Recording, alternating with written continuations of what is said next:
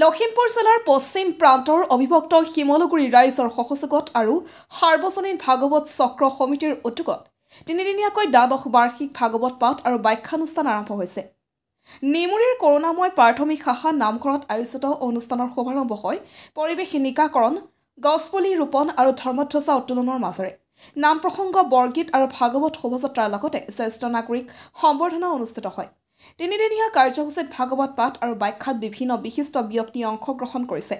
সন্ধিয়া দিহানামৰ সৈতে প্ৰথম দিনৰ কাৰ্যসূচী সামৰণি পৰে। লখিমপুৰৰ পৰা দেৱজ্যোতি কাকতিৰ report, north east frontier news.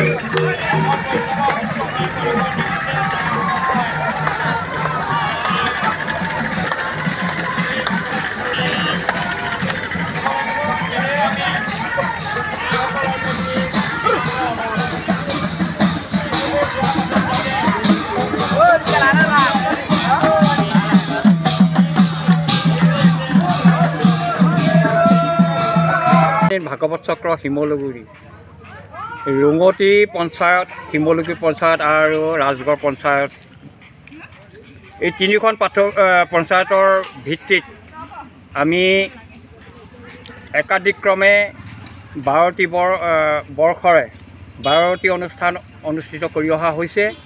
আমাৰ এই সাৰ্বজনীন ভাগৱত চক্ৰৰ লক্ষ্য আৰু উদ্দেশ্য মহান। আমি ভাগৱতৰ পাঠ আৰু ব্যাখ্যাৰ মাজেদি মানুহক কেনেকৈ ঈশ্বৰৰ কাষলৈ চপাই নিব পাৰি আৰু ঈশ্বৰৰ শক্তিৰ লগত পৰিচয় কৰাই দিয়া আমাৰ লক্ষ্য আৰু উদ্দেশ্য। সেয়েহে এই অনুষ্ঠানে আজি 11টা বৰ্ষ অতিক্ৰম কৰি 12টি বৰ্ষত মানে উপনীত হৈছোঁহি। এই দ্বাদশ সংখ্যক ভাগৱত চক্ৰ 3 নং নিমুৰী কৰোণাময় প্ৰাথমিক শাখাৰ নিমন্ত্ৰণ জনোৱাৰ পৰিপ্ৰেক্ষিতত তেখেতলোকৰ সহযোগত সাৰ্বজনীন ভাগৱত চক্ৰই আজি এই দ্বাদশ সংখ্যক ভাগৱত পাঠ আৰু ব্যাখ্যা অনুষ্ঠানটি ইয়াত উদযাপন কৰিবলৈ আগবঢ়া হৈছে।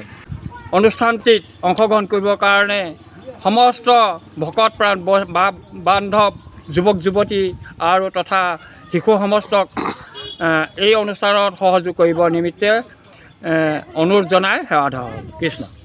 আজি আমাৰ শিমলুগুৰি সাৰ্বজনীন ভাগৱত চক্ৰ আৰম্ভণি হৈছিলে 2013 চনত আৰু 2013 চনতেই সভাপতিত্ব কৰিছিল সন্মানীয় শ্ৰীযুত নীতিমণি বৰুৱাদেৱে।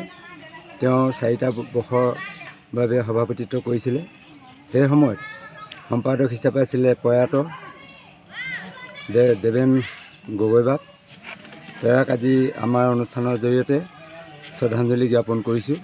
তেওঁৰ এই আগুৱাই যোৱাত এই অনুষ্ঠানটি আজি 12টি বৰ্ষ অতিক্ৰম কৰিছে। এই 12 বৰ্ষত আমি অতিবাহিত হ'বলৈ আৰু কেইটামান মুহূৰ্ত আছে মাত্ৰ।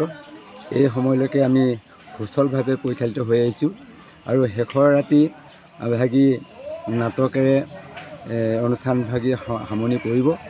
আৰু ইয়াতে আমাৰ ভাগৱত চক্ৰৰ অনুষ্ঠানভাগীত দূৰ দূৰণিৰ পৰা ভাগৱত ব্যাখ্যা কৰা ব্যাখ্যাকাৰ কেইজনমানক নিমন্ত্ৰণ কৰা হৈছে। সেই সকলো নিৰ্দিষ্ট সময়ত উপস্থিত হ'বহি আৰু 12 স্কন্ধৰ ভাগৱত